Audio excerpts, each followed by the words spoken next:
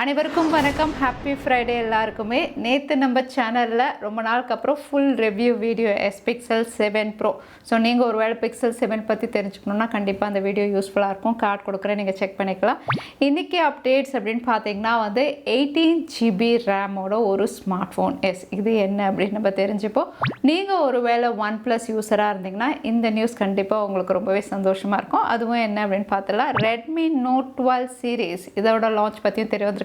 எல்லாம் பார்த்தலாம் techniques number 993ல இன்றைக்கும் பேடிஎம் கான்டெஸ்ட் இருக்குது. டீட்டெயில்ஸ் எப்போ மாதிரி உங்களுக்கு டிஸ்கிரிப்ஷனில் இருக்கும், செக் பண்ணிக்கோங்க. சேனலுக்கு ஃபஸ்ட் டைம் வந்திருக்கீங்கன்னா என் பேர் வானா, இது டெக்னிக்கல் சென்னை. அனைத்து டெக் செய்திகளும் தமிழில்.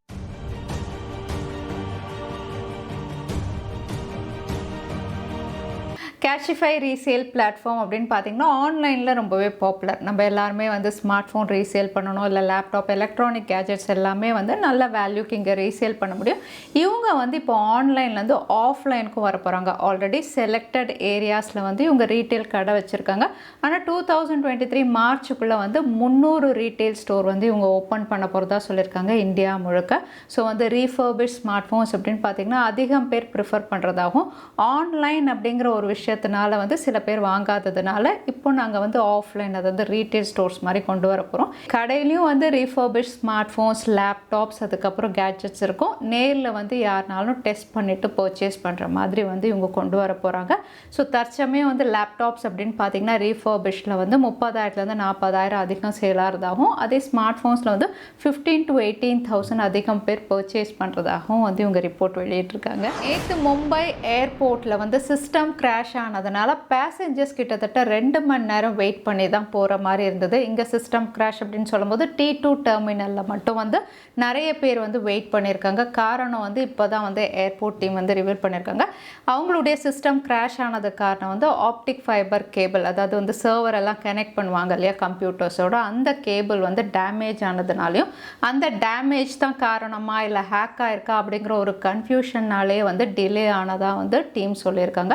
அதுக்கப்புறம் 2 மணி நேரம் வெயிட் பண்ணதுக்கப்புறம் தான் நிறைய பேருக்கு லக்கேஜ் வந்திருக்கு. நிறைய பேர் செக்இன்னும் பண்ணியிருக்காங்க. அங்கே ஸ்மார்ட் ஃபோனில் ப்ரொடெக்ஷன் அப்படின்னு சொல்லும் போதே கொரில்லா கிளாஸ் தான். இப்போ இந்த கொரில்லா கிளாஸில் லேட்டஸ்ட் வெர்ஷன், அதாவது கொரில்லா கிளாஸ் விக்டஸ் 2 லான்ச் ஆகிடுச்சு. போன வாட்டி கொரில்லா கிளாஸ் விக்டஸ் அப்படின்னு சொல்லும் போதே எல்லா ஃப்ளாக்ஷிப் ஸ்மார்ட் ஃபோன்லேயும் அதை தான் கொடுத்துருந்தாங்க. அதை விட இந்த வாட்டி விக்டஸ் 2 நாங்கள் அப்கிரேட் பண்ணியிருக்கோம் அப்படிங்கிற மாதிரி சில ஃபீச்சர்ஸும் இவங்க ரிவீல் பண்ணியிருக்காங்க. ஃபீச்சர்ஸ் அப்படின்னு பார்த்தீங்கன்னா ட்ராப் டெஸ்ட் தான். கொரில்லா கிளாஸ் விக்டஸ் 1 கான்க்ரீட்டில் நம்ம நிறைய வாட்டி போட்டால் டேமேஜ் ஆகும்னு சொல்லியிருந்தாங்க. ஆனால் கொரில்லா கிளாஸ் விக்டஸ் 2 கான்க்ரீட்லேயும் டேமேஜ் ஆகலை அப்படிங்கிற மாதிரி ட்ராப் டெஸ்ட் மூலமா கன்ஃபார்ம் பண்ணியிருக்காங்க. அடுத்ததாக அலுமினோ சிலிகேட், இந்த மெட்டீரியலை இன்னும் ஸ்ட்ரென்தன் பண்ணியிருக்கோம் விக்டஸ் 2லன்னு சொல்லியிருக்காங்க. ஏன்னா இதுதான் ஸ்க்ராட்ச் ஆகாமல் தடுக்கக்கூடிய ஒரு மெட்டீரியல். இது 4 டைம்ஸ் விக்டஸ் 1லேருந்து நாங்கள் அப்கிரேட் பண்ணியிருக்கோம் அப்படின்னு சொல்லியிருக்காங்க. ஏற்கனவே விக்டஸ் 1 அப்படின்னு பார்த்தீங்கன்னா நான் S22 அல்ட்ரா யூஸ் பண்ணிகிட்ருக்கேன். இது விக்டஸ் 1 தான். இதே ஸ்க்ராட்ச் ஆகலை. இதில் நான் ஸ்க்ரீன் ப்ரொடெக்டர் கூட போடலை. இதில் சுத்தமாக ஸ்க்ராச்சஸே கிடையாது. விக்டஸ் 1 நல்லா தான் இருந்தது. விக்டஸ் 2 அதை விட இம்ப்ரூவ் பண்ணியிருக்கோம் அப்படின்னு சொல்லியிருக்காங்க. இவோடைய சப் பிராண்ட் iQOOல இந்தியாவில் டெடிகேட்டட் கம்யூனிட்டி லான்ச் பண்ணியிருக்காங்க. இது iQOO கனெக்ட் இந்த பேரில் கொண்டு வந்திருக்காங்க. ஸோ கம்யூனிட்டி அப்படின்னு பார்த்தீங்கன்னா நம்ம வேறு பிரான்ச்லலாம் யூஸ் பண்ணியிருப்போம் இல்லையா, அதே மாதிரி தான் iQOO யூசர்ஸ்க்காக இது டெடிகேட்டடாக கொண்டு வந்திருக்காங்க.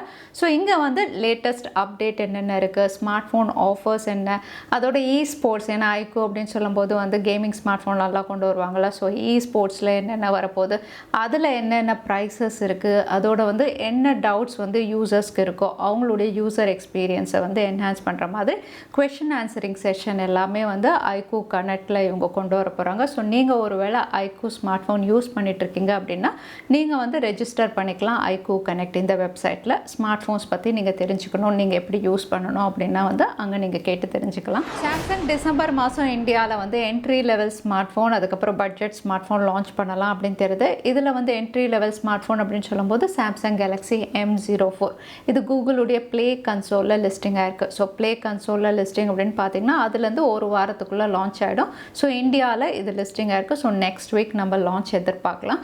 இந்த ஸ்மார்ட் ஃபோன்ஸ் எல்லாம் இவங்க லான்ச் பண்ணுவாங்க ஆஃப்லைன் ரீட்டெயில் ஸ்டோர்ஸில் தான் வாங்குற மாதிரி இருக்கும். ஸோ இங்கே ஃபீச்சர்ஸ் அப்படின்னு பார்த்தீங்கன்னா M04 4G 4G டிவைஸ் தான் இப்போ மாதிரி MediaTek உடைய Helio G35ல லான்ச் ஆகலாம் அப்படிங்கிற மாதிரி வந்து ப்ளே கன்சோல்ல லிஸ்டிங் இருக்குது. ஸோ இது வந்து அண்டர் 7,000 இந்த ப்ரைஸில் நம்ம எக்ஸ்பெக்ட் பண்ணலாம். நீங்கள் OnePlus யூஸராக இருந்தால் இந்த அப்டேட் கண்டிப்பாக உங்களுக்கு சந்தோஷமாக இருக்கும். ஏன்னா OnePlus அப்படின்னு பார்த்தீங்கன்னா 2023லேருந்து அவங்க லான்ச் பண்ண போகிற ஸ்மார்ட் ஃபோன்ஸ்க்கு வந்து அப்டேட் வந்து அதிகப்படுத்தியிருக்காங்க. சாம்சங் மாதிரி இவங்களும் வந்து 4 இயர்ஸ்க்கான OS அப்டேட், அதாவது ஆண்ட்ராய்டு அப்டேட் வந்து 4 இயர்ஸ் அப்படின்னு சொல்லியிருக்காங்க.